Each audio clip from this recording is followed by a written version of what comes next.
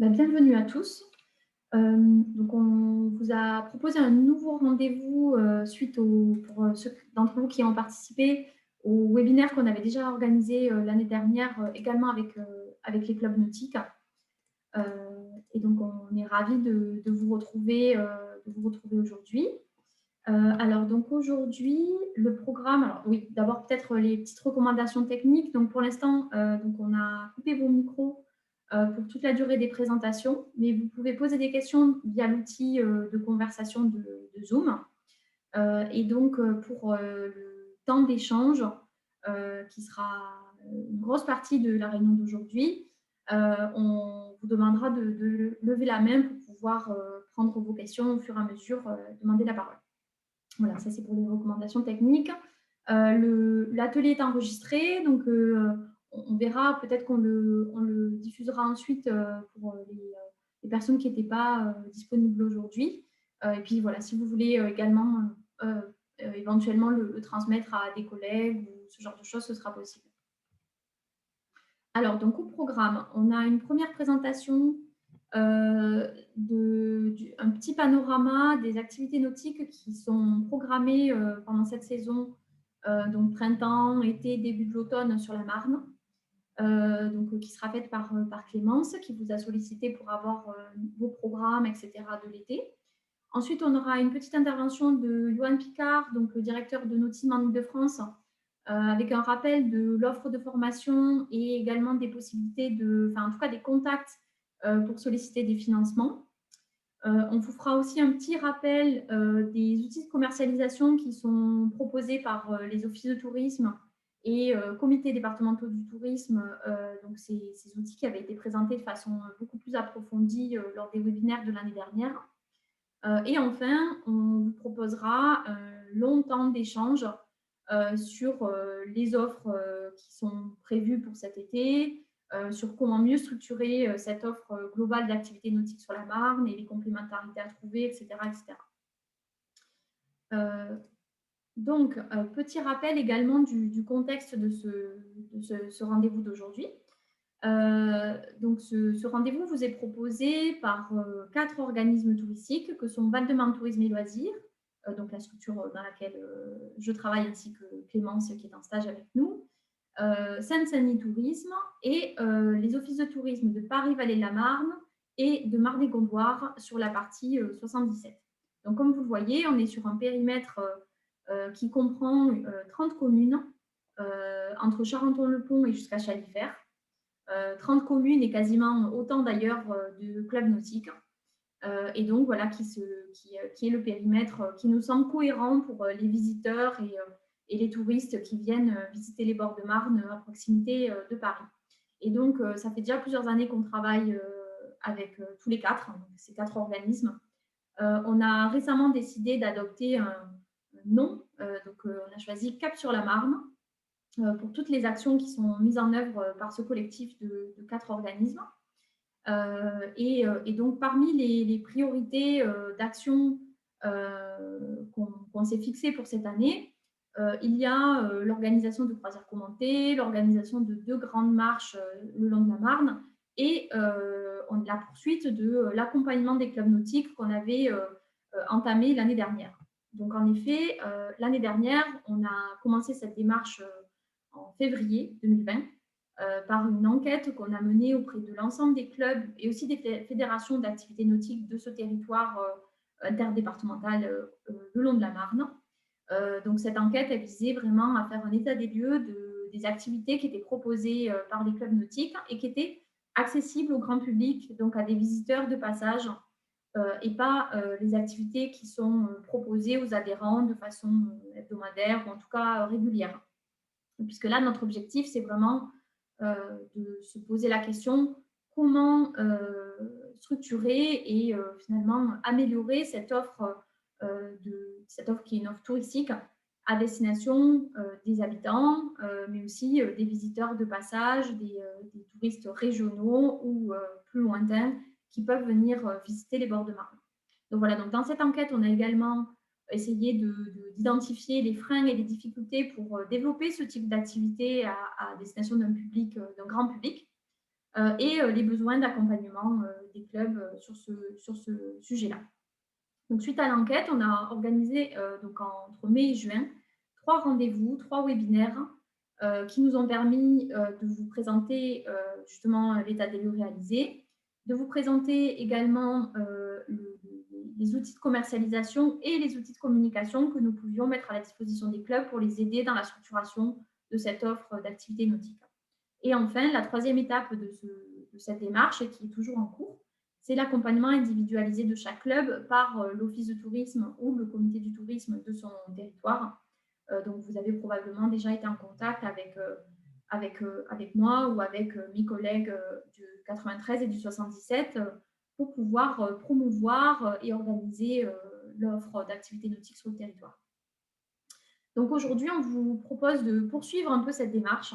Il nous semblait important de garder à la fois des temps collectifs, comme aujourd'hui, à côté des temps plus individualisés de rencontres et de rendez-vous sur place qu'on a fait les uns et les autres avec vous sur le terrain. Donc voilà, donc l'objectif, c'était de garder vraiment cette démarche aussi un peu de mise en réseau des clubs nautiques qui souhaitent proposer ce type d'activité sur la Marne en saison. Et donc, pour commencer, je vais laisser la parole à Clémence, qui a donc recensé toute l'offre qui sera proposée cet été, dès le printemps d'ailleurs, et qui va vous en présenter un petit panorama pour vous donner vraiment une approche globale de ce que font les autres clubs et pouvoir réfléchir ensemble à comment on peut améliorer les complémentarités, etc., entre tout ce qui sera proposé. Clémence, c'est à toi, je te laisse me dire quand tu as besoin de changer de slide. Oui. Bonjour à tous. Alors du coup, je vais vous présenter, comme vous disait Camille, toutes les offres qui vont être pour le grand public à partir, pour la saison estivale à partir de mai. N'hésitez pas à mettre en commentaire si jamais on a oublié de lister une activité de votre club ou une information qui n'apparaîtrait pas sur le PowerPoint. Comme ça, on pourra le rajouter après. Tu passes à la slide suivante, Camille, s'il te plaît. Merci. Alors, du coup, vous pouvez voir ici une carte qui répertorie toutes les activités qu'on a pu lister sur le territoire. Donc, vous pouvez voir les balades encadrées avec les petites gouttes roses, les clubs de voile qui sont réservés seulement aux adhérents avec les points bleus, les activités de ski nautique en orange, l'aviron pour les adhérents avec le point violet. Alors après, on a différencié les canoës-kayaks qui font de la location et les clubs de canoë-kayak qui sont réservés seulement aux adhérents, donc avec la couleur verte. Ensuite, les clubs qui font de la location de bateau ou pédalo et les activités stand-up paddle en jaune. Voilà. Alors du coup, pour la location de canoë-kayak, voilà, ça vous donne une idée des clubs qui proposent de la location. Donc, on peut voir qu'il y a quand même de la location un petit peu partout. Concernant du coup les tarifs, merci. Alors, on s'est basé sur le créneau de 1 heure par personne parce qu'on s'est rendu compte que tout le monde proposait au minimum cette possibilité-là. On s'est rendu compte qu'il y avait des tarifs pour commencer de moins de 10 €, donc avec parfois gratuit ou 7 € ou 8,50 €. Pour la plupart du temps, ce sont des tarifs qui vont entre 10 à 14 € pour la plupart des clubs. Ensuite, on a un autre palier de 15 à 19 € et au maximum, c'est pour 1 heure par personne, c'est 20 € pour la location de canoë-kayak. Donc là, on peut voir qu'il y a vraiment des tarifs très disparates en fonction des clubs pour normalement la même activité. Alors, concernant la location de stand-up paddle, déjà, on peut voir qu'il y a moins de clubs qui en proposent, mais il y en a quand même un petit peu. Concernant les tarifs, alors, on est pour un minimum de 10 € pour 1 heure. Pareil, on a essayé de prendre le même créneau pour tout le monde. Donc, la plupart du temps, c'est quand même 1 heure. Parfois, on a 30 minutes. Donc, pour commencer, 10 €. Ensuite, de 10 à 14 € et au plus cher, 17 € pour 1 heure. Donc là, on se rend compte que ça tourne quand même aux alentours de 10 € par heure et par personne. Alors, concernant les balades encadrées, que ce soit en canoë-kayak ou en stand-up paddle, là, il y en a beaucoup moins déjà. Et ça reste sur le territoire 93-94. Si j'ai oublié personne, hein, n'hésitez pas toujours à le dire en commentaire. Au niveau des tarifs et des créneaux, du coup, on est sur des balades encadrées qui durent pour la plupart du temps 2 heures. Là, pareil, on a beaucoup de prix différents. Donc, le tout premier commence à 9 euros. Donc là, c'est un tarif spécial pour les habitants de Champigny. Ensuite, on passe à 14 ou 15 euros. Et après, encore un tarif enfin, supérieur de 20 euros, voire 29 euros. Donc, en différenciant pour les paddles qui sont un petit peu plus chers que les balades encadrées en canoë-kayak. Donc là, pareil, les balades encadrées, par contre, ce sont des groupes et il y a toujours un moniteur avec eux pour faire un commentaire. Après, chacun a son commentaire différent, mais sur les bords de Marne, en tout cas. Ensuite, on a répertorié les clubs d'aviron qui font de l'initiation. Donc, vous pouvez voir avec les points violets. Donc là, ce sont surtout pour les stages d'été, avec certains clubs qui proposent des séances d'initiation. Tu peux passer à la slide suivante, s'il te plaît. Merci. Donc, certains clubs proposent à la semaine et pas de séance propre. Et d'autres clubs proposent à la séance d'initiation, qui s'adaptent à des personnes qui veulent seulement faire à la journée. Donc là, c'est encore un autre public cible que les stages à la semaine.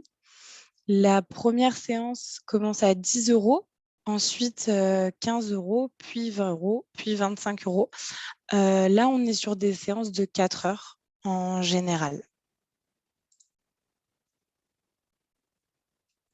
Alors ensuite, on a fait un focus sur l'activité pêche sur la Marne, puisque la Fédération pêche propose des séances d'initiation les mercredis et pendant les vacances scolaires, pour des séances de 3h30 à 10 euros pour les enfants et 15 euros pour les adultes.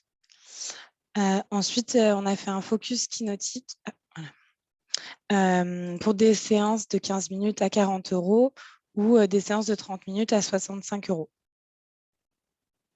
Voilà, là, il y a 2 clubs qui proposent ce type de séance. Du coup, pour faire une analyse de cette offre que vous proposez, pour les balades encadrées, on est surtout sur des créneaux qui ont lieu les dimanches matins pour beaucoup d'activités, ou l'après-midi, ou le mercredi en fin de journée, ou les samedis. Mais il y a quand même plus de balades encadrées le dimanche.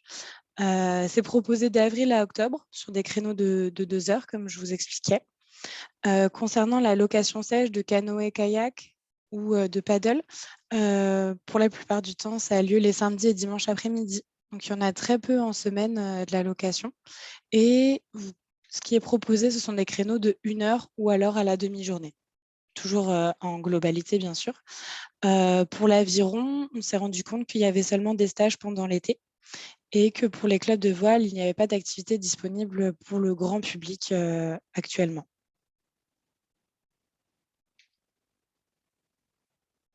Voilà. Merci Clémence. On pourra revenir évidemment à la fin si vous avez des choses à compléter. Il y a un certain nombre de personnes qui ont posté des compléments en commentaire, donc merci beaucoup. J'en profite quand même pour dire que donc Clémence a réussi à réunir toutes ces informations et ce n'était pas évident. C'est compliqué de trouver les informations sur les sites internet des uns et des autres. Bon, pour cette année, c'est un peu particulier aussi parce que je pense qu'on était tous dans l'expectative de savoir ce qui serait possible ou pas, mais y compris, c'est le cas aussi des années précédentes. Donc, c'est vraiment pas évident de pouvoir réunir toutes ces informations-là. Et c'est aussi, je pense, un sujet de voir comment on peut vous accompagner pour donner plus de visibilité à toute cette offre et que le public puisse s'y retrouver. Parce que sinon, on a du mal à s'y retrouver. Je pense que c'est d'autant plus le cas pour les visiteurs du territoire. Avant qu'on en discute plus en détail, on va poursuivre cette présentation et je vais laisser la parole à Yoann Picard, donc pour Nautisme en Île-de-France, qui va vous faire un petit rappel des offres de formation et des contacts pour des possibilités de financement. Merci Camille, bonjour à tout le monde. Oui, effectivement, si tu peux passer sur la slide d'après, Camille, merci. Euh, alors plus qu'un rappel, c'était vraiment un petit focus sur tous les dispositifs qui existent aujourd'hui pour vous aider soit à organiser finalement cette offre de location, cette offre touristique, ou l'envisager dans le futur. Parce qu'aujourd'hui, tout le monde a un niveau de structuration un petit peu différent et aujourd'hui, il existe des solutions qui sont propices pour vous aider justement à structurer, à améliorer cette offre et ce déploiement de cette offre touristique. Aujourd'hui, Tourisme Île-de-France est reconnu comme un centre de formation, principalement dans les métiers du sport, hein, dans les métiers d'éducateur sportif, avec la formation CQP BPGEPS. Je pense que tout le monde connaît à peu près ces deux formations. Un petit focus sur le CQP, qui est une formation plus courte, mais qui donnera à son titulaire des prérogatives un peu plus limitées, surtout en termes de temps de pratique et surtout en termes de type de public qu'il va pouvoir accueillir. Cependant, dans une offre locative, un CQP ou une activité civile et un CQP pourra être très, très largement utilisé, pas de souci. Une formation BPGEP va être une formation plus lourde, plus longue, et qui va permettre du coup à votre club de pouvoir bénéficier d'un éducateur sportif à plein temps. C'est vraiment la différence avec le CQP, le fait qu'il soit à plein temps et qu'il puisse être utilisé tout au long de l'année sur tous les types de publics, dans tous les milieux. Aujourd'hui, ce sont deux formations qui sont éligibles à l'apprentissage, qui est un dispositif que je pense vous avez tous entendu parler, qui est aujourd'hui le dispositif le plus favorable pour une structure employeuse. Vous avez de nombreuses aides pour prendre quelqu'un en alternance, un jeune en alternance, à partir de 16 ans pour rentrer en alternance. Vous allez avoir, avec ces formations d'alternance, une prise en charge totale des frais de formation. Vous allez avoir une aide sur les frais d'hébergement et de restauration s'il y en a. Il n'est pas obligatoire d'être en pension complète ou en demi-pension. Chacun fait comme il veut. Et vous allez avoir une déduction sur les charges sociales et une aide unique à l'employeur qui est aujourd'hui versée pour un montant de 8 000 € qui est versé pour le recrutement d'un apprenti. Donc, vous avez quand même un dispositif qui est très favorable au recrutement d'un apprenti. Aujourd'hui, le dispositif, quand vous recrutez un apprenti entre 16 et 21 ans, avec une aide de 8 000 €, vous avez quasi zéro reste à charge pour votre structure. Toute la totalité du salaire peut être pris en charge avec les 8 000 € parce qu'on est sur des salaires moindres pour des apprentis. Voilà un petit focus sur la formation professionnelle et sur le CQP et le BPGEPS. Deux autres types de formations qui peuvent être aussi mises en œuvre assez rapidement pour vos éducateurs, vos futurs éducateurs. On met en place les permis bateaux sur Nautisme Île-de-France et ces formations peuvent être très importantes dans le cadre de vos activités. Alors, ça dépend évidemment des activités que vous mettez en place, mais on les organise aussi sur Nautisme Île-de-France. Et bientôt, on mettra en place à partir de septembre les formations sur la prévention et secourisme. Donc, généralement, on parle souvent du PSC1, qui est le premier niveau de formation secourisme. Et ça peut être intéressant de refaire un petit rappel à toutes les personnes qui interviennent auprès du public pour s'assurer que toutes les dispositions sécuritaires sont bien mises en place et que vos encadrants sont en capacité d'intervenir auprès du public. Des formations qui vont arriver très prochainement. Vous allez voir la communication passer dans les prochains jours sur nos réseaux sociaux. On va mettre en place une capsule technique, enfin des capsules techniques. La première, et je rebondis sur ce qu'a dit Camille, aura pour vocation de vous aider sur la structuration de la communication que vous faites pour les stages d'été, pour les initiations, pour l'activité touristique. Je rebondis parce que Camille en a dit un mot tout à l'heure. Effectivement, pour le grand public, parfois les différents sites, la structuration un petit peu de la communication qu'on peut avoir sur les différents sites nautiques n'est pas forcément évidente pour le grand public et ça nous apparaît important de peut-être vous apporter un regard et une vision d'aujourd'hui des codes et des attentes du grand public. Donc, on a préparé une capsule technique. C'est un webinaire qui sera organisé, qui est complètement gratuit pour les structures nautiques. Vous aurez un lien pour pouvoir vous inscrire sur le mois de mai, ce qui vous permettra de pouvoir découvrir quelques conseils. Après, chacun prendra ce qu'il a envie de prendre. Il y a une possibilité aussi de rajouter un accompagnement personnalisé pour travailler sur votre site internet, travailler sur une affiche. Notre objectif, c'est qu'à la fin du webinaire, on vous laisse une affiche, on vous laisse un post type pour les réseaux sociaux pour vraiment que vous ayez les clés et les bases de la communication moderne d'aujourd'hui. Voilà, on n'a aucune prétention, mais on a quand même quelques compétences et quelques connaissances dans ce domaine-là. Et donc, on vous livre ces éléments-là. Sur la partie juillet-août, je fais juste un petit focus là-dessus. On fera un peu la même chose, mais pour préparer les journées portes ouvertes et toutes les animations qui auront lieu au mois de septembre. Et en janvier-mars, donc là, je pense déjà à la campagne estivale 2022. En janvier et mars, on proposera aussi une capsule technique qui aura pour objectif de renforcer votre visibilité sur Internet. Donc, tout ce qui est en lien avec la qualité de votre site Internet, la qualité de vos communications sur les réseaux sociaux et votre référencement sur Internet. Voilà un petit peu les objectifs. Sur la partie formation, Camille, je te laisse passer à la dernière slide. Autre lien, tout à l'heure, j'ai fait un petit lien avec la partie financement, parce qu'effectivement, dans le monde de la formation peut être souvent onéreuse. Les capsules techniques, je le rappelle, sont gratuites. Les formations BPGEPS et CQP peuvent être largement aidées par l'État, c'est l'État qui est derrière le dispositif de l'apprentissage ou des contrats de professionnalisation. Vous avez les opérateurs de compétences auxquels vous adhérez et qui permettent, les structures employeuses adhèrent et qui permettent d'obtenir des financements pour financer la formation de vos salariés. Se rajoute à ces opérateurs-là, donc l'État, via les DRAGES.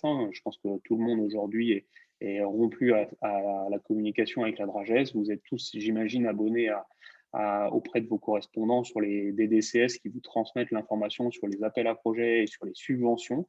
En tout cas, je vous invite à vous rapprocher des référents DDCS qui vous enverront toute la communication sur les appels à la projet et les subventions pour ne rien rater. Vous pouvez retrouver sur l'Agence nationale du sport, on vous a mis les liens, vous aurez je pense que c'est Camille ou une des filles vous enverra la présentation, donc vous pourrez retrouver tous les liens. L'Agence nationale du sport aussi a souvent des appels à projets qui sont mis en avant, donc pas mal d'appels à projets qui peuvent permettre d'obtenir des financements, je vais y arriver. Un petit focus sur la région Île-de-France, qui est quand même un des plus grands pourvoyeurs de financement public pour le monde du sport en Île-de-France. Les associations sportives ont souvent tendance à travailler uniquement sur le volet sport. Il y a généralement dans la barre de recherche à mettre sport. Je vous invite à travailler aussi sur la partie tourisme. Il y a un dispositif qui s'appelle le Fonds de soutien pour le développement du tourisme et sur lequel vous pouvez également poser un dossier à la région Île-de-France pour soutenir souvent l'investissement de votre projet. Voilà, investissement matériel, d'équipement, etc., jusqu'à hauteur, je crois, de 30% du montant, ce qui peut permettre de déployer ou de développer tout simplement une activité touristique. Donc, n'hésitez pas à les regarder. Ouais, vas-y. Je me permets de préciser que pour ce dossier pour le Fonds régional du tourisme proposé par la région Île-de-France, les comités départementaux du tourisme ont aussi pour mission d'accompagner les porteurs de projets qui souhaitent déposer un dossier pour vous aider à constituer le dossier, à faire en sorte que ça rentre dans les clous par rapport aux critères de la région, etc.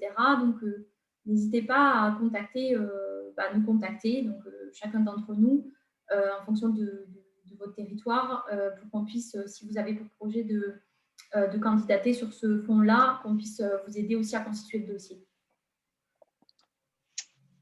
Merci Camille. Et je finirai sur la partie sollicitation des financements, sur finalement les acteurs sur lesquels des fois on pense le moins à travailler, que sont les fédérations, les ligues, les comités régionaux, les comités départementaux. Aujourd'hui, quand vous avez des projets à mettre en œuvre, c'est important de faire remonter ces projets au niveau de ces instances-là. Alors, on monte par échelon, comités départementaux, puis après, on monte sur la ligue, le comité régionaux, puis après les fédérations. Aujourd'hui, il y a une vraie dynamique qui s'est lancée depuis quelques temps sur le développement de l'offre, la diversification de l'offre sportive à destination de l'ensemble des publics. Aujourd'hui, il y a pas mal de dispositifs qui sont en train de se mettre en place. Alors, je pense particulièrement à la Fédération française de canoë-kayak qui est, à mon sens, vraiment très en avance sur ce secteur-là et qui aujourd'hui, du coup, a développé une plateforme Internet, développé une offre. On parle des sentiers nautiques. Voilà, les ligues et les comités, et le comité régional de canoë-kayak a vraiment développé tout un axe fort sur ce projet-là. Donc, je vous invite vraiment à prendre attache avec vos référents pour vraiment faire remonter vos besoins. Ces besoins-là, c'est peut-être les mêmes besoins que le club d'à côté. Ça permet de monter des projets à l'échelle départementale, voire régionale.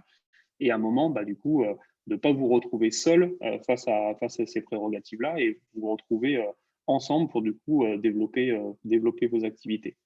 Enfin, dernier lien, mais je pense que tout le monde le connaît, association.gouv.fr, qui permet quand même de référencer l'ensemble des dispositifs sur lesquels une association peut recourir.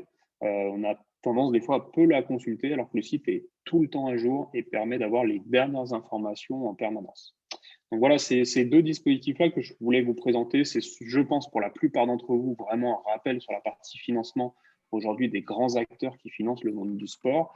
C'est important de maintenir une veille sur ces différents sujets pour du coup chercher à réunir des fois des fonds pour développer vos projets ou en tout cas lancer vos projets. Voilà, merci à vous. Merci, Johan.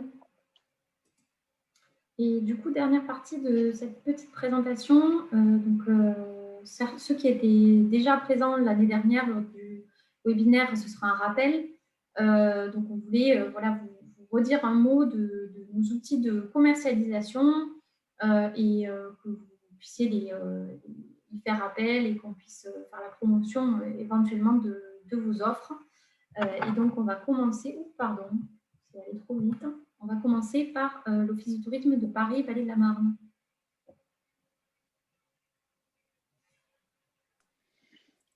Anaïs, comme tu veux. Vas-y, je t'en prie. Vas-y, je suis lancée alors. Du coup, donc bonjour à tous. En l'occurrence, nous, on est équipé de la solution WeLogin, donc anciennement Incafou. Je ne sais pas si certains d'entre vous connaissent. En tout cas, c'est assez simple d'usage, notamment pour l'utilisateur, même nous, pour le paramétrage là-dessus, c'est relativement intuitif.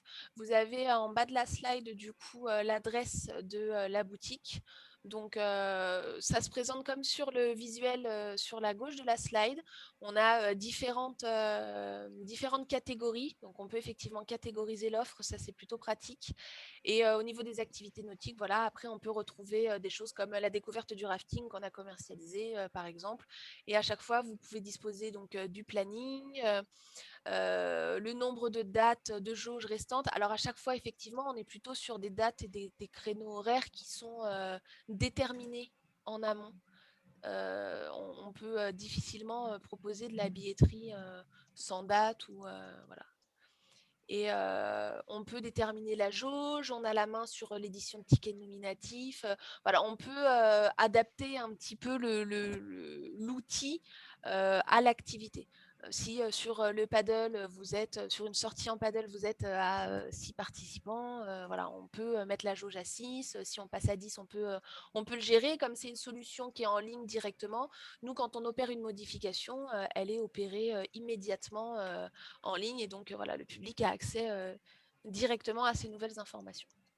Si Julien souhaite ajouter quelque chose, qu'il n'hésite pas puisque je crois que je suis arrivée au bout de ce que j'ai en tête. Non, c'était parfait. Merci Julien. Alors, on va passer à l'Office de tourisme de Marne-et-Gondoire. Virginie. Bonjour à tous. Donc nous, l'Office de tourisme de Marne-et-Gondoire, donc pour ceux qui ne connaissent pas, dont la ville centrale est à Lagny. Donc on propose à peu près la même solution que l'Office de tourisme Paris-Vallée de la Marne. On a la même solution, c'est WeLogin. Donc l'idée, c'est vraiment d'aider à la promotion et d'aider à la commercialisation des différents prestataires et partenaires qui sont sur le territoire. Donc Anaïs a tout expliqué. Donc l'idée, en fait, c'est vraiment on fait un petit contrat avec les partenaires, les prestataires qui souhaitent être commercialisés sur notre site. Et ensuite, voilà, on met la jauge que vous voulez, on met le nombre de dates que vous voulez, on peut à peu près tout faire. L'idée, c'est qu'en fait, on peut aussi après nous relayer cette boutique qui est en ligne. On a énormément de possibilités de relayer et de communiquer sur cette boutique. Voilà, les réseaux sociaux, on fait de la presse. Voilà, donc l'idée, c'est d'arroser au maximum et de permettre à tous de réserver en ligne. Voilà, et on a également une newsletter, un Facebook, comme je le disais. Et toutes nos fiches en fait, de la boutique en ligne sont sur la base touristique régionale Apidae. Donc, Apidae, il faut savoir que en fait, c'est une base régionale, même nationale, mais donc régionale en Île-de-France. Toutes les prestations, en fait, tous les prestataires de notre territoire, et puis pareil, Paris-Vallée de la Marne, c'est la même chose, sont référencés via Apidae. Et donc, reviennent sur notre site, en fait, remontent sur notre site. Et l'avantage en fait de cette base qui est commune, c'est que par exemple, justement Anaïs et Julien de l'Office de tourisme Paris-Vallée de la Marne peuvent également faire remonter parfois nos offres, et y compris la région Île-de-France, donc le comité régional de Paris Île-de-France peut également remonter ces fiches. Donc l'idée, c'est vraiment de diffuser de façon la plus large possible et de façon régionale les offres de chacun. Voilà. Merci Virginie. J'ai fait le tour. Et enfin, je termine avec les outils de commercialisation. Pour vous parler de l'outil que nous, on utilise à Val-de-Marne Tourisme, qui est la boutique Explore Paris, qui est un outil mutualisé entre Val-de-Marne Tourisme, Seine-Saint-Denis Tourisme et également les Hauts-de-Seine, et avec un partenariat avec l'Office de tourisme de Paris. Donc, la vocation de cette plateforme Explore Paris, c'est vraiment de faire la promotion de l'offre un peu insolite et alternative sur le territoire du Grand Paris. Voilà, donc vous avez quelques chiffres. C'est une plateforme qui marche bien, qui marche de mieux en mieux, qu'on gère vraiment conjointement les équipes de Val-de-Marne Tourisme et Seine-Saint-Denis Tourisme. Et donc, comme ce n'est pas le même logiciel que mes collègues du 77, mais c'est le même principe. Donc, c'est très souple. Il suffit de nous communiquer un certain nombre d'informations sur chaque activité pour qu'on puisse les mettre en ligne. Vous décidez évidemment des jauges, des créneaux, etc. On peut les modifier dès que nécessaire. Et nos partenaires ont un accès sur notre logiciel qui s'appelle PrestaShop, qui vous permet de voir où en sont les réservations pour les créneaux que vous avez commercialisés chez nous, et vous permet aussi de télécharger en format Excel la liste des inscrits avec leur commune de résidence, leur numéro de téléphone pour pouvoir les joindre en cas de problème le jour J, etc. Et donc, on s'occupe de tout le reste, c'est-à-dire de répondre aux questions des participants, de faire les reports, annulations, en fait, tout le service après-vente de ces activités. Et donc, les gens peuvent payer directement par carte bleue ou par chèque vacances Connect, là, depuis récemment. Voilà, et donc, on prend évidemment une petite commission sur les ventes qui nous permet de faire fonctionner cette plateforme. Donc, vous avez notre grille de commission aussi sur la slide. Et on ne l'a pas mis sur la slide, mais comme le disait Virginie, à côté des outils de commercialisation, on a évidemment beaucoup d'outils de communication, donc des réseaux sociaux Val-de-Marne Tourisme, Seine-Saint-Denis Tourisme et Explore Paris, des newsletters, nos sites web sur lesquels on a toujours des articles dédiés aux activités à faire l'été sur les bords de Marne. On a toujours aussi un article qui récapitule toutes les activités nautiques qui sont proposées, notamment chez nous, sur le département du Val-de-Marne. Donc voilà, tout ça est aussi mis à votre disposition pour pouvoir faire la promotion de toute cette offre. Ben voilà, c'était tout pour les présentations. Donc, vous avez là les contacts de chacun d'entre nous, ainsi que de Diane Lamant de Seine-Saint-Denis Tourisme qui ne pouvait pas être là aujourd'hui. Mais voilà, donc n'hésitez pas à nous contacter après cet atelier si vous avez des questions, etc. N'hésitez pas surtout à nous renvoyer, notamment à Clémence qui vous a contacté, des détails sur la programmation à venir de l'été pour qu'on puisse compléter tout le recensement qui a été entamé, qu'on puisse communiquer là-dessus. Et maintenant, on va vous laisser la parole pour réagir un peu sur ces présentations-là, nous dire si justement s'il manque des choses, si peut-être vous avez des choses qui étaient encore dans les cartons et qui n'étaient pas encore présentes sur vos sites ou que vous n'avez pas encore communiqué, mais qu'on puisse en faire la promotion.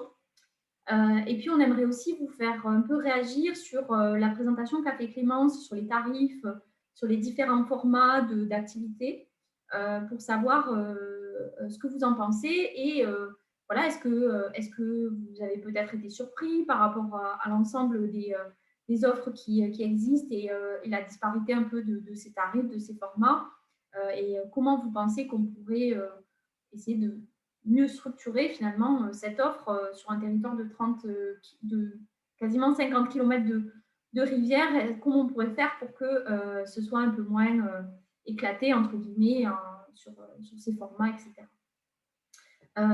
La parole est à vous. Donc, normalement, vous pouvez lever la main, mais déjà, on peut prendre une première question. Je ne sais pas qui souhaite intervenir.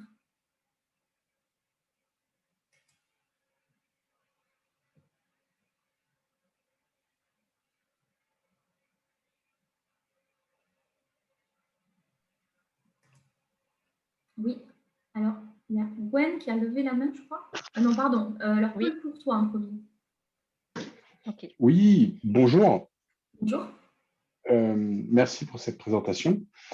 Moi, je m'occupe d'un club de voile et je me rends compte qu'il y avait peu d'offres de voile présentées en début de présentation, justement. Généralement, nous, on demande une adhésion. Est-ce que c'est ça le frein à être présenté dans les guides?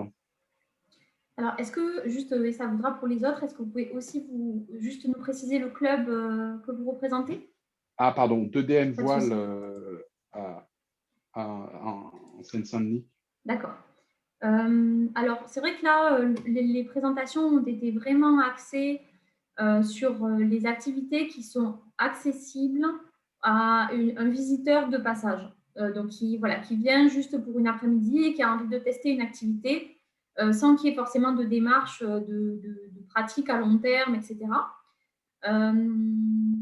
Cela dit, que ce soit sur la location ou sur les balades en canoë, par exemple, en général, le tarif prend en compte l'adhésion l'adhésion de tempo, si je ne dis pas de bêtises. Donc, il y a de toute façon une petite adhésion. Donc, après, la question, c'est plus, est-ce que vous proposez des activités qui seraient vraiment pertinentes pour quelqu'un qui est juste de passage et qui souhaite tester une activité comme ça sur une après-midi? Si c'est le cas, on pourrait complètement les relayer, évidemment.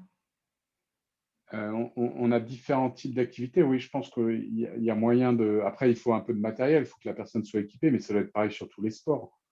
C'est-à-dire, parce que si c'est juste une paire de baskets, ça va, mais là, on est vraiment sur du grand public totalement néophyte et qui n'a pas d'expérience de pratique nautique ni quoi que ce soit.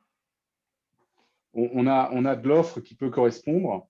On a une offre qui peut correspondre. Donc, à ce moment-là, le plus simple, c'est peut-être que je me rapproche de vous en dehors de cette réunion. Oui, je vous propose, le mieux, ce serait que vous contactiez, alors attendez, Diane Lamant, parce que vous êtes sur la Seine-Saint-Denis, pour en discuter effectivement avec elle.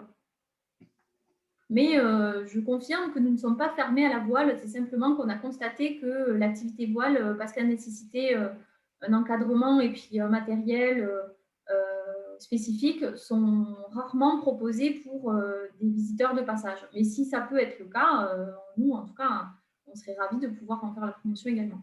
Moi, je précise, donc Anaïs de l'Office de tourisme de Paris-Vallée de la Marne, je précise du coup qu'un de nos clubs qui donc s'occupe de voile nous a précisé que via le pass de la fédération, via ce qu'ils appellent le pass voile, effectivement, on pouvait y avoir une pratique à la journée avec du coup l'assurance, etc. Oui. Ça va dépendre du type d'encadrement, mais on peut trouver des solutions, toujours est-il. Après, c'est très spécifique voile. On ne va peut-être pas persévérer, bloquer tout le monde là-dessus, hein. Mais je vais me rapprocher de la personne du tourisme 93. Merci beaucoup. Merci à vous. Alors ensuite, on avait une question de Gwen. Oui, bonjour. La question, c'est pour la SNTM, le club de canoë-kayak de Saint-Maur. C'était une question assez pratique par rapport à la plateforme Explore Paris. Tout à l'heure, il a été dit qu'on pouvait exporter sous Excel la liste des participants. Ce qu'on récupère, en fait, c'est tous ceux qui sont inscrits pour l'activité, ou c'est que celui qui a fait l'inscription? Et est-ce qu'on récupère nom, prénom, date de naissance? Alors oui, on peut. C'est-à-dire que ça fait partie des fonctionnalités de PrestaShop. On peut, par défaut, c'est uniquement la personne qui a réservé. Mais si c'est nécessaire pour une activité ou pour un autre, on peut cocher en fait une option qui ouvre des champs, qui demande aux participants, à la personne qui réserve, d'indiquer le nom, le prénom, la date de naissance de chacun des participants. Donc, et dans ce cas-là, le fichier Excel que vous allez télécharger, il comprend, il y aura une ligne par personne qui est inscrite avec son nom, son prénom, sa date de naissance. Ok, super. Merci. Mais ça, justement, on en a discuté avec vos collègues lors de l'échange qu'on a eu avec eux en visio. Donc, je vous confirme, comme on leur avait expliqué, que c'est bien possible. Ok, moi, je n'avais pas pu y participer, mais Pas de ok, souci. c'est noté. On a une question de Samy. Bonjour Samy. Bonjour à tous et merci pour l'initiative et surtout l'intervention. Alors, il y a deux, trois trucs. Donc, sur les cartes que vous avez passées tout à l'heure, la VGA voile n'était pas répertoriée avec des points bleus ou que ce soit pour l'activité voile ou sur le paddle en location. Donc, au niveau de la location, là, on va proposer, j'ai des dates à vous proposer sur de la location. On essaie cette année un nouveau format de location qui sera un peu plus ludique. Dans le sens, on a préparé un petit circuit à faire pour les gens qui sont autonomes, donc en location sèche. On leur prête des étuis étanches pour les téléphones et on a marqué un balisage sur tout le bras des chapitres avec des QR codes. Donc, on leur donne une petite carte pour suivre le petit tracé. Et à partir de avec le téléphone, on scanne le QR code et chaque QR code donnera des notions, soit les activités qu'on trouvera sur la Marne, un autre QR code qui va donner tout ce qui est poissons, le nombre de poissons qu'il y a sur la Marne. Après, sur un autre, ça sera les oiseaux, les animaux. Ça sera une sensibilisation sur l'environnement et l'écosystème sur un autre. Ça sera l'histoire du bras du chapitre de la Marne, des monuments qui peuvent y avoir. On essaie un peu de trouver un nouveau format au lieu que ce soit juste location, faire d'activités et partir. Et ça, on peut le faire en famille, découvrir grand, enfant, et je ne sais pas ce que ça va donner. On a fini le balisage il y a une semaine. Et suite à ça, on verra si c'est vraiment intéressant et que les gens redemandent. On pourra changer aussi le contenu, on pourra rajouter d'autres contenus. Donc voilà. Ok. Et vous l'avez fait aussi en lien avec l'US Retail qui partage le même circuit, enfin la même zone de pratique ou... Non, du tout. D'accord. Du tout, du tout. Parce que c'est quelque chose qu'ils pourraient utiliser également, puisque aussi font de la location. Dans cette place, donc du coup, tout le monde peut utiliser. Ok. Que ce soit nous-mêmes, les gens qui sont en autonome, ils viennent avec leur propre matériel, qui vont se balader, ils vont scanner, ils vont tomber directement sur les infos. D'accord, c'est bon à savoir et on sera ravis en tout cas de mettre en avant sur notre site, à la fois dans le cadre de locations que vous proposez à la VGA et puis aussi peut-être justement pour toutes les personnes qui se retrouvent sur l'eau, sur le bras du chapitre. Tout à fait. Merci Samy. Et n'hésite pas à nous envoyer les infos détaillées sur à la fois les locations, les balades, etc. Qui sont confirmées pour la saison. Oui, bien sûr, bien sûr. Et on va vérifier les cartes, puisqu'on vous a bien identifié évidemment, puisqu'on s'est rencontrés il y a peu de temps, donc vous n'avez pas oublié, mais merci. Alors, il y a une question de Jean-Marc pour le CKCF. Ce n'était pas une question, c'était quoi? On va vous contacter, hein, je pense, puisqu'il y a quelques petites choses à caler par rapport à ce qu'on a vu avec Laurent, et aussi du CKCF qui est là. Non, c'était plus pour harmoniser les choses. C'est très bien que Clémence ait fait ce travail, qu'on va reprendre les choses avec attention. Nous, on veut développer une offre. Donc, je pense qu'il faut simplement, pour les clubs qui proposent un peu la même chose, regarder les différences, en discuter. Et vous pouvez avoir, vous, un rôle à jouer, parce que vous avez les retours des différents clubs et puis les freins éventuels que peuvent avoir les gens. Est-ce que c'est trop cher? Est-ce que c'est pas assez cher? On le voit quand même aux locations qu'on réalise ou pas. Donc, vous pouvez sans doute nous éclairer pour essayer de trouver un optimum entre le fait d'être rentable, parce qu'on a des frais, de matériel et puis d'encadrement, parce que nous, ce serait de la balade encadrée, en l'occurrence. Donc tout ça, il faut gérer. On a besoin de financer nos clubs. Et en même temps, il faut que ça reste attractif pour les personnes. Donc peut-être que c'est vous qui avez aussi une position d'observation qui est intéressante. En tout cas, nous, on serait intéressés à s'harmoniser, effectivement, pour qu'il y ait un peu de cohérence. Alors évidemment, comme on l'a dit, on vous transmettra la présentation, le PowerPoint d'aujourd'hui, donc vous pourrez consulter pour éventuellement le diffuser à vos collègues. Peut-être, je ne sais pas si vous avez encore des possibilités d'ajustement des tarifs en amont de la saison, pouvoir prendre en compte ce qui est proposé ailleurs. Et c'est un travail qu'on pourra mettre à jour par la suite et qui restera une ressource aussi pour vous aider peut-être à faire des choix en termes de tarifs, que ce soit dans un sens ou dans un autre, parce que je pense qu'il y a aussi certains clubs qui sont un peu en dessous au niveau des tarifs et qui pourraient très bien les augmenter un tout petit peu pour qu'on retrouve un peu tout le monde sur une fourchette un peu cohérente, quoi. Mais en effet, c'est vrai que c'est aussi des sujets qu'on aborde lors des rendez-vous qu'on fait avec les clubs, de vous donner un peu un aperçu des tarifs qui sont pratiqués par les autres et un conseil du coup sur ce qui paraît le plus pertinent en fonction du format d'activité, etc. Bon, en tout cas, Jean-Marc, on sera ravis de venir vous rencontrer. Clémence a essayé de vous contacter plusieurs fois. Malheureusement, jusqu'à présent, on n'avait pas eu de retour. On sera ravis de venir vous rencontrer pour discuter des nouvelles offres que vous souhaiteriez proposer. Ensuite, on avait une intervention de Fabienne. Votre micro est coupé. Pardon, oui, effectivement, je n'avais pas activé le son. Voilà. Donc, moi, je suis au club d'aviron de Lagny-sur-Marne. Et alors, c'est très intéressant de participer à ce genre de webinaire parce que c'est vrai que des fois, on se sent un peu seul. Et du coup, en même temps, vous disiez le fait de globaliser et d'harmoniser. Alors, peut-être oui et non, parce que alors globaliser l'offre pour l'utilisateur, effectivement, c'est pour le coup très intéressant. Mais par ailleurs, après, on a des critères très différents tous en fonction de l'activité. Et alors, c'est peut-être notre richesse du coup, hein, de pouvoir utiliser toutes ces différences. Et puis, alors après, je ne sais pas dans quel cadre l'harmonisation peut se faire, mais bon, enfin, voilà, c'était juste ça que je voulais évoquer. Oui, on est d'accord. Et d'ailleurs, quand on parle, nous, d'harmonisation, pour moi, c'est une harmonisation pour une activité sur un format donné. Et c'est évident que, par exemple, une initiation à l'aviron qui demande pas mal d'encadrement, de matériel, etc., ne va pas être au même prix que le même type d'activité sur une autre discipline. Donc, évidemment, il faut prendre en compte les spécificités un peu de chacun. Et d'ailleurs, c'est une autre question qu'on voulait vous poser globalement.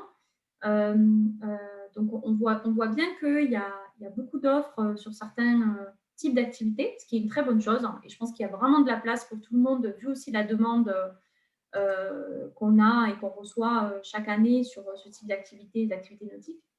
Ce qu'on vous incite aussi à faire, c'est à réfléchir à quelle est la spécificité de vos offres et comment se différencier entre guillemets du voisin qui est à 3-4 km ou même plus proche. Donc parfois ça peut être la zone de pratique, ça peut être le format de l'activité, les thématiques qui sont traitées lors des balades encadrées. En tout cas, on vous incite vraiment aussi, et on est là pour vous aider aussi à ça, de voir comment on peut faire en sorte qu'il y ait vraiment des complémentarités entre les différents clubs en fonction de vos forces finalement en interne aussi et du type d'activité que vous pouvez proposer pour que le visiteur ait l'impression d'avoir plein d'activités différentes à faire qui vont être complémentaires les unes des autres et faire en sorte qu'il n'y ait pas de compétition, mais vraiment des complémentarités le plus possible. Donc là-dessus, je ne sais pas, justement, sur cet aspect de l'ensemble du panorama et des potentielles redondances ou grosses différences, est-ce qu'il y a des choses qui vous ont frappé? Est-ce Et comment est-ce que vous avez été surpris par certains aspects du panorama qui a été présenté?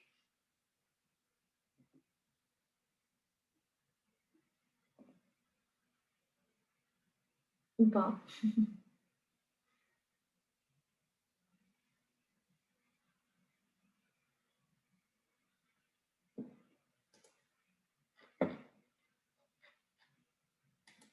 Alors, j'essaie de voir. Donc, on a Laurent Serrault qui souhaitait intervenir. Oui, bonjour. Moi, c'était effectivement par rapport à l'offre kayak et les différences de prix. Ça m'a effectivement surprise qu'il y ait de telles différences de prix. Bon, moi, je ne suis pas concernée. Nous, on est voile. On avait expliqué que pour l'instant, sur le lac de Vers-sur-Marne, on est en attente de travaux, etc. On est un peu bloqué pour cette année, mais pour le futur, on se positionnera. Et c'est vrai qu'au niveau du tarif, on se pose toujours la question, mais là, on propose pour l'instant, mais par bouche à oreille, on va dire, des séances le samedi après-midi. Voilà, et on se demandait, mais est-ce que notre tarif, il n'est pas dérisoire par rapport au fait qu'on prête le matériel, on encadre mais d'un autre côté, ça permet aux gens de venir et d'être contents de découvrir l'activité pour pas grand-chose. Hein. On a mis à 11 € pour l'instant, nous, l'après-midi, le samedi après-midi. Et c'est vrai qu'on se disait, mais est-ce que c'est pas, par rapport à l'investissement que ça nous demande, nous, on fonctionne qu'avec des bénévoles, l'encadrement est bénévole. Hein. C'est pas qu'on n'est pas diplômé, mais c'est que c'est pas notre métier, on va dire, on fait ça en plus. Et du coup, enfin voilà, et là je vois qu'il y a des tarifs extrêmement disparates au niveau de ce qui est proposé, et je me posais la question finalement, comment chacun a-t-il choisi son tarif, en fonction de quoi?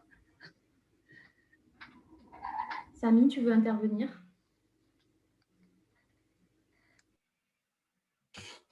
J'interviens juste sur ce qui est voile, vu que mon activité principale, c'est de la voile. Au niveau de la voile, c'est un peu une spécificité, que ce soit beaucoup plus matériel. Ensuite, ça va être de l'expérience. On ne peut, par rapport au club, là où je suis, donc nous, on est situé sur la Marne, on ne peut pas faire une location sèche à quelqu'un qui vient faire de la voile, parce que déjà, on ne connaît pas son niveau. Et surtout qu'il peut y avoir des passages de péniche, des bateaux qui vont faire du ski nautique, etc. Et si la personne ne sait pas gérer, il y a danger. Du coup, c'est pour ça qu'on propose sous forme d'encadrement pour les adultes. Mais ce n'est pas évident l'été, parce que l'été, c'est réservé des créneaux beaucoup plus pour des enfants, ou c'est des stages, donc c'est sur une semaine, le stage qui coûte, et ça va répondre à la question, 25 € par enfant par après-midi. Donc, c'est 125 € la semaine, des séances pratiquement de 3 heures. Côté tarifaire, c'est moi ou un collègue, on est diplômé et on est en même temps salarié, donc on n'est pas bénévole. Par contre, c'est clair, c'est qu'à un moment donné, il faut qu'on puisse avoir une vision des tarifs, que c'est tellement disproportionné, on peut avoir vraiment des tarifs très très bas et des tarifs très très hauts. Et c'est qu'à un moment donné, on dit, tiens, comment ça se fait que vous êtes à 25 € alors que d'autres clubs, ils sont à 11 €, par exemple, voire même sur des bases de loisirs qui sont encore plus bas,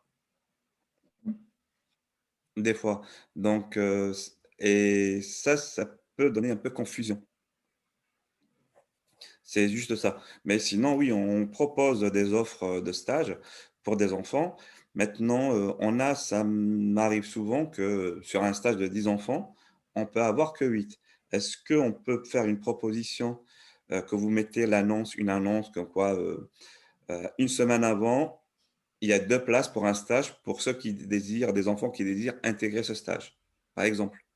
Alors, je vais répondre en tout cas pour la plateforme Explore Paris. Nous, on est vraiment sur de l'activité grand public, donc sur une séance découverte.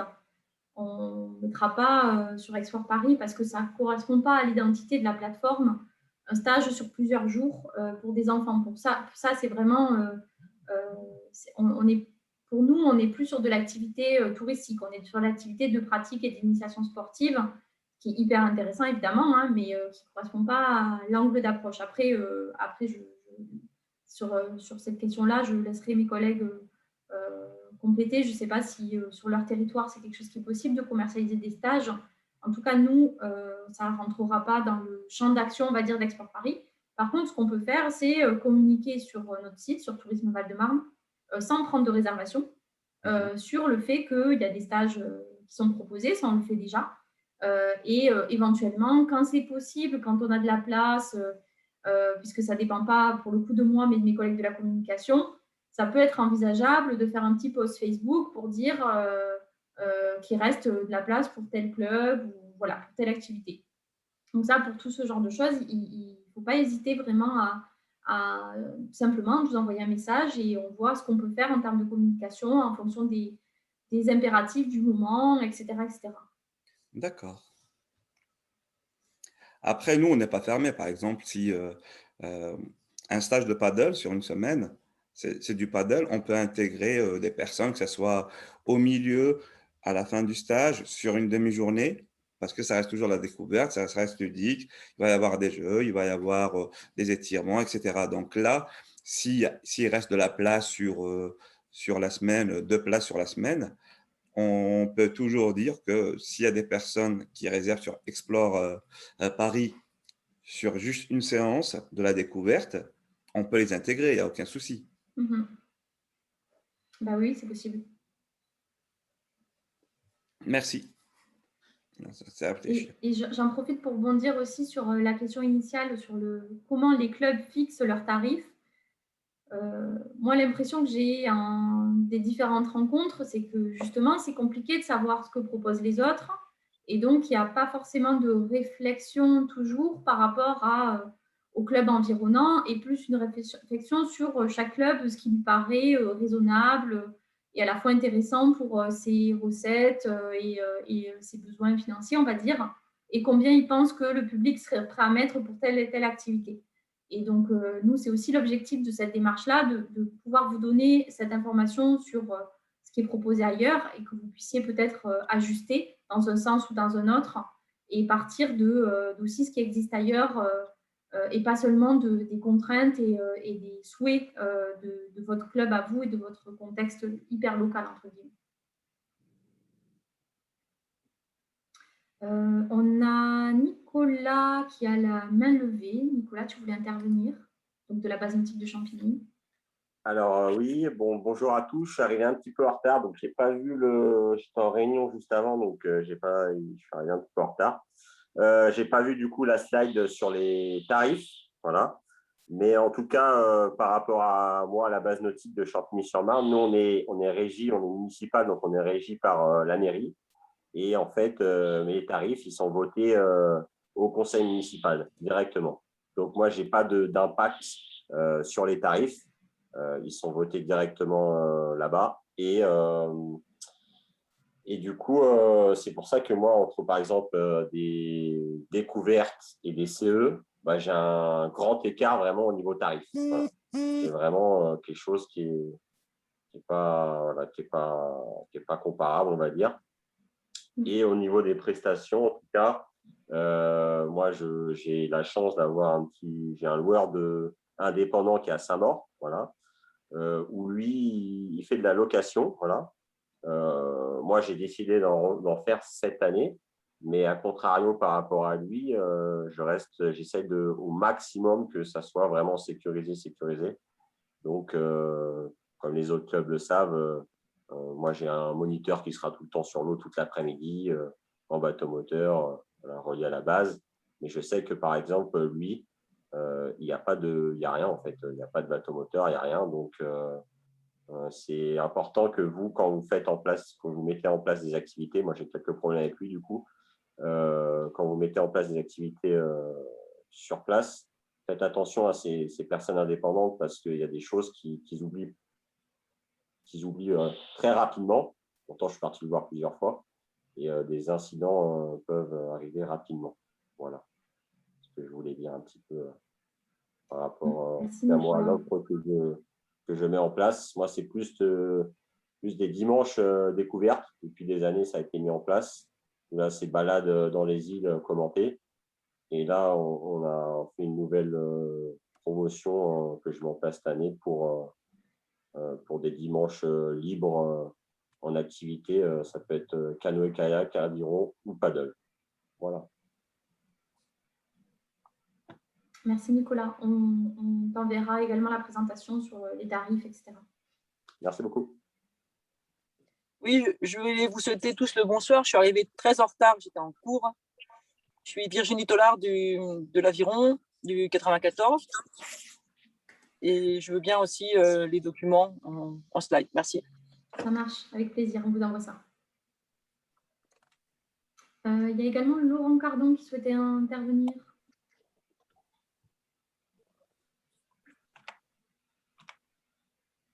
On ne vous entend pas, vous avez le micro coupé. Oui, je disais que donc, je suis du CKCF et comme beaucoup de clubs, je vois que vous avez des sessions encadrées pour diverses raisons. Et donc, ma question, c'est un peu de savoir comment vous organisez, parce que c'est un véritable frein au développement des activités de location, puisque bon, déjà, il y a le problème de l'inscription, ensuite, il y a le problème des horaires de départ. Donc, si d'autres personnes peuvent partager leur expérience et leur organisation pour ces séances, disons, de location encadrée, je suis preneur. De location ou de balade encadrée? De balade encadrée, pardon. D'accord. Voilà. Donc, nous, on a une balade normalement, on faisait tous les premiers dimanches du mois pour éviter de monopoliser trop de monde sur cette activité avec peut-être peu de participants. Donc voilà, c'était un peu la question que je posais un petit peu à tout le monde. Si certains peuvent partager leur expérience, ça m'intéresse. Je pense qu'il peut y avoir plusieurs personnes qui peuvent partager leur expérience. Nicolas, je ne sais pas, tu as levé la main pour justement pour parler de ça? Oui, du coup, je peux partager.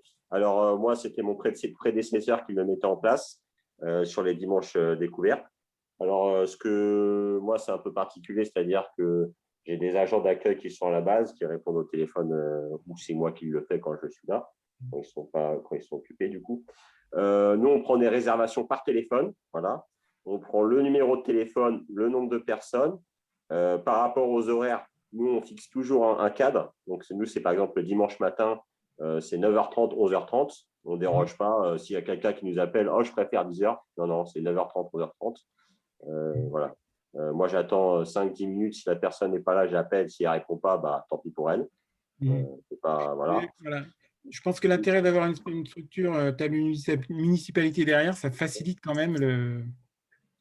Après par rapport à, comme moi, je ne fais pas payer d'avance. Voilà. Donc, les réserves, ils ne payent pas d'avance. Donc, j'ai quelques soucis. Quelquefois, des gens qui m'appellent la veille ou dans la semaine et qui me disent ah bah, au final, je ne suis pas là, je suis malade ou j'en sais rien. C'est pour ça que, en règle générale, ce que je fais, en fait, c'est que tout en restant dans le cadre réglementaire pour encadrer, je surcharge les créneaux. Et en fonction de ça, je sais que très bien, avec l'expérience, moi, ça fait 2-3 ans que je le fais. Donc, ça fait quand même de mars jusqu'à novembre, ça fait 3 ans, ouais, de mars jusqu'à novembre. Je sais par expérience qu'il y a quand même des annulations de dernière minute. Voilà. Parce que je mets un moniteur par exemple, je mets un moniteur pour 10, 12, ça dépend, voilà, des embarcations. Et par rapport à ça, ce que je fais toujours, c'est que moi, je suis toujours présent, je suis responsable de la base, donc je suis présent, je dois être présent ce jour-là. Je viens en plus, quoi. Je garde toujours quelqu'un en plus au cas où que je surcharge les créneaux, mais au cas où il n'y a aucune annulation, pour rester dans le cadre, je vais sur l'eau et puis comme ça, il n'y a pas de souci. Voilà comment je m'organise. Et puis, comment je m'organise aussi, c'est qu'avec le Covid, là, j'ai mis en place cette année, c'est-à-dire que j'ai pris les numéros de téléphone.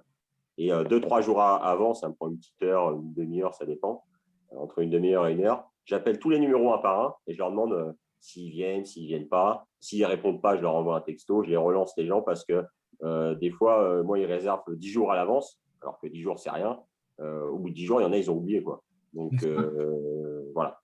Nicolas, si je peux me permettre, justement, c'est aussi une des raisons, donc ces difficultés-là par rapport au désistement, notamment, pour lesquelles nous, pour les clubs qui le peuvent, qui le souhaitent, on vous incite aussi à utiliser nos outils de commercialisation, donc que ce soit côté Val-de-Marne, Seine-Saint-Denis ou sur le territoire de nos collègues de Seine-et-Marne, puisque justement, nos outils de commercialisation permettent aux personnes, enfin, obligent les personnes à payer en avance la réservation d'activité, ce qui fait qu'on réduit drastiquement les désistements, puisque les gens ont payé. Donc, les gens ont payé. Donc, s'ils ont un empêchement, etc., ils vont nous contacter, ils vont essayer de reporter, d'être remboursés. On va leur dire que, si c'est au dernier moment, on va leur dire que ce n'est pas possible, etc. Donc, c'est aussi très utile pour ça.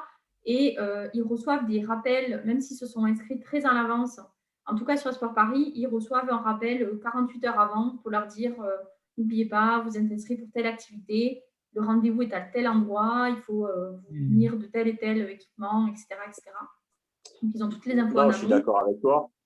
Je suis d'accord avec toi et tout, on en a beaucoup discuté. Moi, ça serait que moi, je l'aurais mis en place depuis très longtemps. Je sais bien, c'est pour ça que je précise pour ceux qui le peuvent.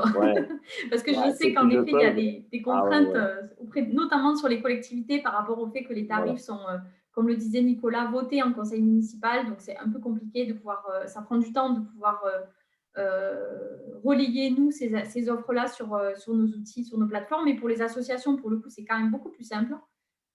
Donc, n'hésitez pas aussi à utiliser nos outils, pas seulement parce que ça vous fera de la promotion à une échelle un peu plus départementale, voire régionale, mais aussi parce que vous allez gagner du temps sur toutes ces étapes de relance, de vérifier si les gens vont venir ou pas. Et là, vous avez simplement à nous dire, nous, on propose un créneau, telle heure, tel jour, à tel prix, pour tant de personnes. Et ensuite, les gens vont venir parce qu'ils auront payé en avance, en fait. Ce qu'il faut faire, c'est mixer le truc. C'est-à-dire que si les gens viennent sur votre structure, il ne faut pas non plus refuser les gens. Moi, c'est mon avis personnel, c'est qu'il y a une partie où vous donnez des places avec Explore Paris. Comme ça, vous avez une réserve où vous êtes sûr, les gens, ils ont payé, ils viennent. Et même s'ils ne viennent pas, ils ont payé. Et puis d'autres personnes qui viennent directement sur place, qui ne veulent pas s'inscrire par Explore Paris ou je ne sais quoi. Il y en a qui sont réticents toujours à ça, malheureusement. Du coup, leur faire un petit peu à ce que vous faisiez avant, quoi. Voilà. Tout à fait. De toute façon, même si on prend des réservations, ça ne vous empêche pas évidemment de prendre des réservations directes par d'autres billets, par téléphone, sur place, etc. C'est pas du tout. Le but, c'est que ce soit au contraire complémentaire. Mais Laurent, je vous propose qu'on prenne contact avec vous et puis avec Jean-Marc pour se rencontrer, pouvoir en discuter de façon plus approfondie. Bonne idée. Merci en tout cas. On a également Jean-Noël qui souhaitait intervenir. Oui, c'est au sujet justement de la réservation. Nous, cette année, on n'a pas pris la réservation par votre site direct parce qu'on l'a pris uniquement sur la fédération parce qu'on s'est aperçu l'année précédente ou les autres années que des fois, il y avait bousculade et on a un nombre limité de places et des fois, ça coince un peu. Et mettre des freins ou mettre des quotas pour vous et des quotas pour nous, ça semble assez compliqué. C'est une question. Oui, non, c'est une remarque. Oui, après, je n'ai pas la solution. Moi, s'il y a une solution pour résoudre ce problème, parce que moi, j'ai des appels pour des gens qui veulent s'inscrire. Et donc, je prends l'inscription. Et de l'autre côté, s'il y a une inscription, comme on est bloqué au niveau des nombres de places, ça risque de coincer un peu, quoi. Si on vous a dit, par exemple, 10 personnes et que moi, d'un autre côté, j'en ai 3, on risque d'être un peu coincé parce qu'on n'est pas extensible non plus. Tout à fait. C'est sûr qu'il faut avoir, il faut convenir d'un certain nombre de places qui soient proposées chez les uns et chez les autres et qu'il n'y ait pas de double réservation sur une seule place et que vous ne puissiez pas finalement accueillir tout le monde. Ça, c'est sûr.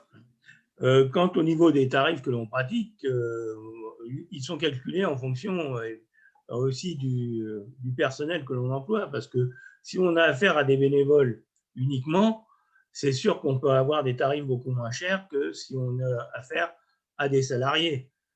Parce que les salariés, il faut quand même les payer, même si on a quelques subventions pour pallier pour améliorer leur salaire. il y a un moment donné, il faut quand même pouvoir les rentabiliser, entre guillemets, hein, que ce ne soit pas une rentabilité, qu'on ne cherche pas la rentabilité, mais plutôt la prestation de service, quoi. Voilà, c'est ce que je pouvais dire là-dessus. Merci Jean-Noël. Ouais. Est-ce qu'il y avait d'autres personnes qui souhaitaient intervenir? Je voulais juste qu'on resitue, on parlait de la location des bateaux d'aviron ou de kayak ou de paddle pour la saison d'été. Et vous aviez une plateforme accessible pour réserver, c'est ça? Oui, tout à fait. Donc, il y a plusieurs plateformes. Il y a la plateforme Explore Paris qui est gérée par Val-de-Marne Tourisme et Seine-Saint-Denis Tourisme. Et on a également nos collègues des offices de tourisme de Paris-Vallée de la Marne et de Marne-et-Gondoire qui ont leur propre plateforme, leur propre boutique en ligne de réservation d'activités touristiques. D'accord, ok, merci. Parce que le problème des clubs d'aviron, souvent, c'est qu'ils ne sont pas nombreux. Les bénévoles sont déjà pour les activités de loisirs et de compétition régulières. Et quand il faut mettre des moyens l'été, ils n'ont plus de moyens humains.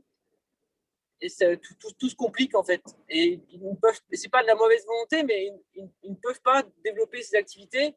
Ce n'est pas assez rentable pour leur fonctionnement du club global. Voilà. Et c'est souvent dommage, parce que ça pourrait rapporter de l'argent, mais sans doute pas assez pour qu'ils se lancent pour certains clubs de la Marne, comme le Perreux, Nogent, Joinville, qui ont quand même du mal à rentabiliser en fait, leur structure. Tout à fait. On sait que sur l'aviron, c'est des activités qui sont compliquées à mettre en place. Et d'ailleurs, comme l'a montré la présentation, il y a assez peu de clubs qui proposent des séances d'initiation à l'unité au-delà des stages sur plusieurs jours qui ont vocation finalement à vérifier, à tester la pratique avant une potentielle adhésion à l'année. Mais c'est vrai que pour des séances qui sont vraiment à viser d'un public qui est vraiment de passage, il y a très peu de clubs qui le proposent. Cela dit, il y en a quand même quelques-uns. Après, c'est des choix aussi, évidemment, des clubs en fonction de leurs contraintes. Oui, mais les rameurs ont les bateaux. Il y a des petits bateaux découvertes. C'est pas pour beaucoup, ils ont du matériel qui serait adapté, mais c'est le problème à la carte, en fait. Sur des bassins un peu navigants. À Choisy-le-Roi, à la base nautique de Choisy, il y aurait la possibilité, plutôt facilement, mais après, il faut aussi du personnel. C'est toujours le même problème. Et vous trouvez des vacataires, comment les payer, comme vous disiez, monsieur, à Champigny.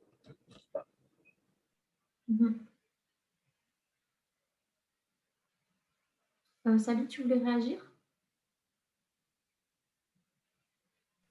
Alors, juste partager une petite pensée à laquelle ça fait quelques années à laquelle j'y pense. Et il est vrai qu'on est tous un peu des petites structures, sauf quelques-unes, et on est tous confrontés aux problèmes de personnel et financiers. Donc, pourquoi est-ce que les clubs qui sont proches, par exemple, moi avec l'US Créteil, c'est juste en face, il y a 100 mètres entre nous, voire même, je pense qu'il y a pas mal de clubs qui proposent de l'aviron qui sont à part, du paddle qui sont à part. Pourquoi ces clubs qui sont proches ne proposent pas une activité en commun dans laquelle on peut partager et les moyens financiers, et les moyens matériels et le moyen humain. Et à partir de là, on peut voir les choses un peu en plus grand, où on peut proposer des activités et enfants et adultes à la fois. On varie vraiment on a vraiment un champ de manœuvre qui est beaucoup plus large, où on est restreint parce qu'on a une seule personne qui doit travailler. Est-ce qu'elle va faire de la location? Est-ce qu'elle doit faire les cours? Et là, vraiment, l'éventail, on peut l'ouvrir au grand large. Tout à fait. Ce serait complètement envisageable et nous, on serait ravis de pouvoir mettre en contact éventuellement entre clubs si vous ne l'êtes pas déjà, parce que je pense que pour la plupart, vous vous connaissez. Donc, Oui, mais vous voyez, quand on ouvre une guinguette, par exemple, éphémère pendant 4 mois, il n'ouvre la guinguette que si elle est rentable. Sinon, il ne la propose pas. Le privé ne va pas le faire. Et nous, en soi, quand un club veut ouvrir quelque chose, il faut que ce soit rentable pour le club. Et sinon, c'est de l'énergie perdue pour la saison suivante pour initier des jeunes et des loisirs. Donc, c'est vrai qu'à l'Aviron, dans le sport en général, on ne cherche pas cette rentabilité. Et pourtant, elle existe, je pense.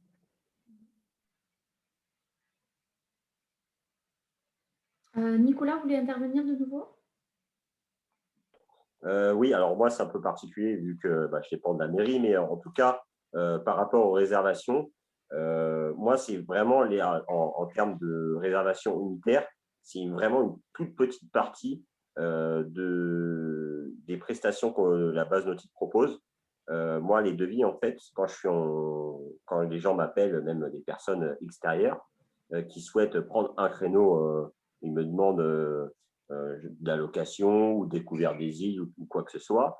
Dès que, par exemple, ils m'appellent ici, ils demandent 2 personnes, 3 personnes. Pour un souci pareil comme les autres clubs, la mairie m'impose, pour les soucis de rentabilité, je refuse.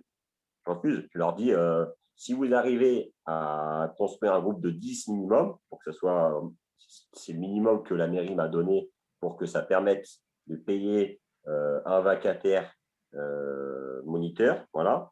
Alors après, moi, les vacataires moniteurs, par rapport à la question comment je les ai eus sur la base nautique et tout, c'est très simple, en fait, c'est des personnes qui ont déjà un travail à côté, ou des étudiants ou quoi que ce soit, qui ont passé un CQP ou des petits diplômes diplômants qui peuvent être qui peuvent encadrer sur la base nautique, uniquement sur la base nautique.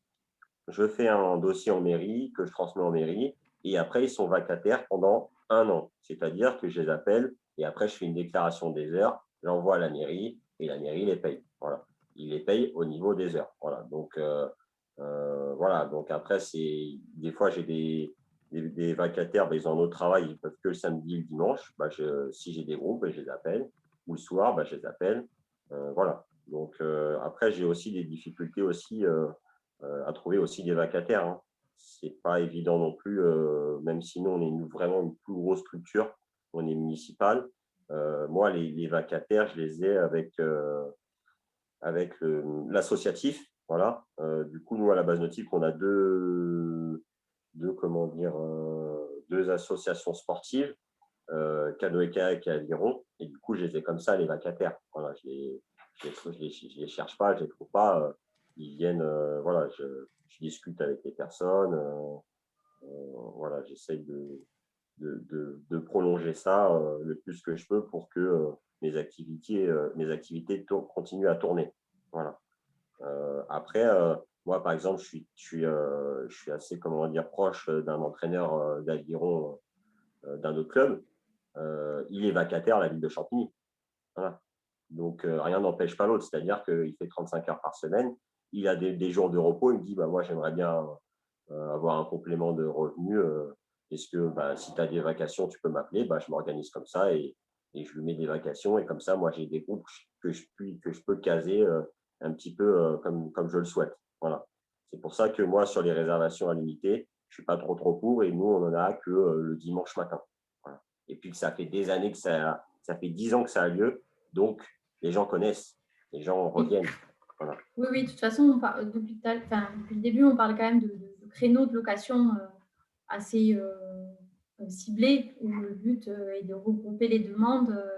C'est de toute façon pas très, je pense, envisageable pour personne que les locations soient possibles tout le temps, à n'importe quel moment, quel que soit le nombre de participants. Lionel, tu souhaitais intervenir également? Oui, bonjour à tous et à toutes. Merci tout d'abord au CDT et au consortium de CDT pour l'organisation de ce moment. Voilà, je voulais témoigner un peu de notre organisation en régie municipale sur les offres d'activités nautiques en kayak, en paddle depuis 2016, où en fait on s'est organisé avec un système de réservation par mail ou par SMS jusqu'à la dernière minute en complément d'un système d'inscription sur place, ce qui nous permet d'optimiser le remplissage des créneaux mais qui n'évite pas malgré tout les lapins de dernière minute, les gens qui annulent pour des raisons diverses et variées. Voilà, je ne citerai pas ici, on passe temps sur le particulier.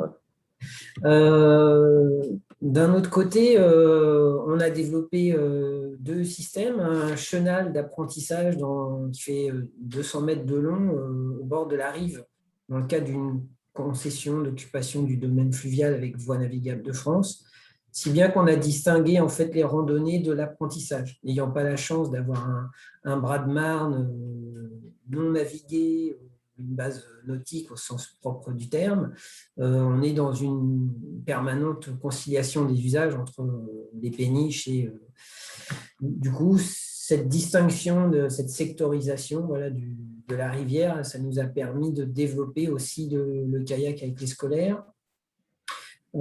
Et on essaye d'accompagner le développement de l'offre avec de la commande publique au niveau de la collectivité. Donc, on s'est rapproché du CKCF pour commencer à initier de la commande publique sous la forme de subventions dans le cadre de projets pédagogiques vers les élèves. Et dans un parallélisme, on envisage de le faire aussi avec le club d'aviron, ce qui fait qu'en fait, on verse une subvention à un taux horaire de 20 € de l'heure aux BE des clubs, aux encadrants des clubs qui interviennent dans le cadre d'une commande publique sur des prestations municipales. Et là, je pense qu'il y a peut-être quelque chose à réfléchir au niveau de l'intérêt pour les élus locaux d'avoir le développement d'offres d'activités, c'est-à-dire que de soutenir à travers un partenariat directement avec les clubs, l'équilibre économique pour les clubs de l'employabilité de leurs moniteurs, un petit peu comme on le fait avec l'embauche de saisonniers. Voilà. C'est peut-être une piste de réflexion pour savoir, un peu comme on a pu le faire à l'échelle du territoire par Yes-Marne-Bois sur la commande publique pour le passeur de rive, d'imaginer des dispositifs peut-être à des échelles plus communales, mais des dispositifs de soutien au club pour avoir en fait un équilibre économique qui permette au club d'oser s'engager dans des offres loisirs. Voilà, c'est une piste. Merci Lionel. Et on a une question de Béatrice Lucet. Après, on arrivera à la conclusion de ce webinaire. Donc, si vous avez des questions, peut-être mettez-les au moins dans le chat, qu'on puisse y répondre plus tard par mail.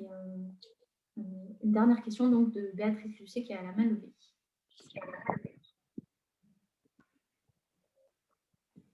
Béatrice, votre micro est coupé. Je ne sais pas si vous essayez de... Oui, bonjour. Béatrice Lucet de la SNTM, du club de canoë-kayak de Saint-Maur. C'est une réflexion que l'on a effectivement par rapport à la rémunération et l'indemnisation des cadres.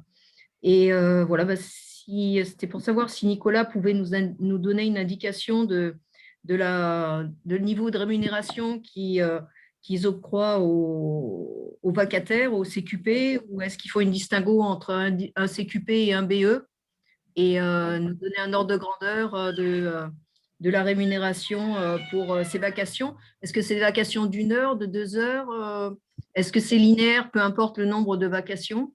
Voilà. Est-ce qu'il peut nous donner quelques indications sur leur mode de fonctionnement et s'il y a d'autres clubs qui ont des rémunérations et comment ils procèdent également? Alors moi, je vais te répondre, il n'y a pas de souci. Du coup, en fait, nous, par rapport, ils signent un contrat de vacation à l'année. Oui. Ils payent en fait 15 €, comment dire, 15 € net de l'heure, à peu près. Voilà, c'est à peu près ça. Je ne sais plus, c'est 14,68, c'est comme ça, à peu près 15 €. Voilà. Nous, on était restés toujours sur ce tarif-là, enfin ce taux horaire-là. Voilà. Il y a une nouveauté cette année. Bon, pour l'instant, je ne l'ai pas encore vu avec le Covid et tout. J'ai appris que dans d'autres pratiques, alors pas pratiques nautiques, des pratiques à la ville de Champigny, des pratiques terrestres, ils pouvaient être payés jusqu'à 25 € net de l'heure. Alors, il y a quand même un disparate vraiment entre les deux. J'ai demandé que quand même ils rééquilibrent les choses. Du coup, moi, je devrais avoir a priori un tarif de 25 € de l'heure, voilà, en plus. mais on va dire que ce tarif-là, il sera vraiment adapté pour des gros groupes, des CE où la charge de travail est beaucoup plus importante. Des CE, des fois, moi j'ai des CE de 200 personnes sur la base, ça peut arriver. Là, je n'hésiterai pas du coup maintenant ce tarif-là à le mettre en place. Et moi, je fais en fait par rapport au créneau, pour faire un créneau, de toute manière, un créneau en nautique assez optimiste par rapport à ça. Je fais des créneaux au minimum de 2 heures parce que en 1 heure, il n'y a vraiment pas forcément un petit temps entre l'embarquement, débarquement, explication par rapport au matériel et tout. La personne sur l'eau, peu importe que ce soit une école, une entreprise ou des particuliers, ils n'ont pas le temps de profiter sur l'eau de la navigation. Voilà. Donc, je fais au minimum 2 heures. Et puis, ça permet aussi que le vacateur, il vient pour 2 heures dans la journée. S'il y a 1 heure de transport aller, 1 heure de transport retour, il ne déplacera pour rien. Quoi. Et donc, 2 heures, c'est le créneau de pratique des personnes qui sont encadrées. Moi, le créneau. Il n'y a pas de temps de préparation ou il n'y a pas de. En fait, 2 heures, c'est vraiment le créneau de 2 heures. Le moniteur, il vient à 14 heures, il part à 16 heures. Après, le groupe en question, il peut arriver à 14 heures et partir à 15h45 parce que le temps que le moniteur il rentre le matériel et tout, c'est qu'on peut dedans, bien sûr. Voilà, un petit peu par rapport à ça. D'accord, donc aujourd'hui, c'est une rémunération de 15 € net et tu penses pouvoir faire évoluer la rémunération jusqu'à 25 €. En fait, non, c'est 2 prestations. C'est juste, je ne vais pas la faire évoluer pour tout le monde à 25 € parce que sinon, la mairie, ils vont me taper sur les doigts. Mais là, c'est 15 €. Là, tout, c'est 15 €. Moi, c'était tout le temps 15 € net de l'heure. Tout le temps. Ça n'a jamais varié. Et j'ai vu qu'au niveau du terrestre, à la mairie, le service terrestre, ça peut être la Zumba, renforcement musculaire et tout. Pour des vacataires extérieurs qui viennent des salles de sport et tout, par exemple, ils les rémunéraient à 25 € de. Voilà. Donc, je me suis demandé pourquoi un si grand écart. Quoi. Voilà. D'accord. Et donc, à terme, voilà, ton souhait, c'est de pouvoir faire évoluer la rémunération à 25 € pour les CQP ou les BE qui interviendront sur tes prestations. Ouais, mais pour les gros groupes, où je suis sûr que, au final, ça va être au moins remboursé ou rentable pour la mairie, quoi. Pour des groupes de 10, des groupes de 10, non, je ne ferai pas. Hein, il y a des choses. C'est souvent pour les groupes de 25, pour les groupes par rapport à 25 € d'heure. Moi, c'est des groupes avec des bateaux dragons. Là, dans une bonne boat où je peux faire monter 20 personnes en même temps. Et j'en ai 3. Donc, avec les rotations et tout, on peut être à 150, 200% sur la boat. Merci Nicolas. Pour dire juste un mot sur les rémunérations, je vais très vite. En fait, tous les sports n'ont pas les mêmes prix. Les gens qui viennent des salles de sport, les coachs, ils sont à 30 € de l'heure minimum dans le privé, alors que les moniteurs de nautique sont beaucoup moins bien payés. Donc, il faut faire très attention de ne pas mélanger les genres, je dirais. Voilà, mais moi, c'est vrai que ça, c'est une réflexion générale, mais c'est vrai que d'une manière générale, il faudrait peut-être, je ne sais pas comment c'est possible, mais peut-être effectivement d'avoir des subventions. Mais si on veut qu'il y ait un développement de l'activité pleine nature et des sports de kayak ou de paddle, etc., il faudrait peut-être effectivement, si on veut attirer des jeunes et attirer des gens et des permanents sur la profession, qu'il y ait une revalorisation de la rémunération des gens pour leur permettre de vivre de l'activité de manière plus... C'est une réflexion générale, mais... C'est sûr que ça fait partie des grosses contraintes qu'on a identifiées, les moyens humains et à la fois, et aussi le fait que pour pouvoir recruter, il faut aussi proposer des conditions d'emploi qui sont suffisamment attractives pour fidéliser aussi les personnes qui viennent travailler sur les clubs. Je vais vous remercier à tous pour votre attention. Merci à Clémence qui a fait le gros boulot de recensement et de présentation de toute l'offre. Donc, n'hésitez pas, encore une fois, à nous envoyer des compléments par mail et on vous envoie tous la présentation dans les jours qui viennent. Et la rencontre a aussi été enregistrée, donc on va voir pour pouvoir vous la diffuser également par la suite. Et donc, merci à tous. Merci aussi aux collègues, évidemment, de la Seine-Saint-Denis et de la Seine-et-Marne pour l'organisation de cet atelier. Et on vous dit à bientôt, probablement en bilatéral, on va dire, donc, avec chaque club. Et on vous proposera d'autres rendez-vous à d'autres occasions en fonction des besoins dans les mois qui viennent. Voilà, merci à tous.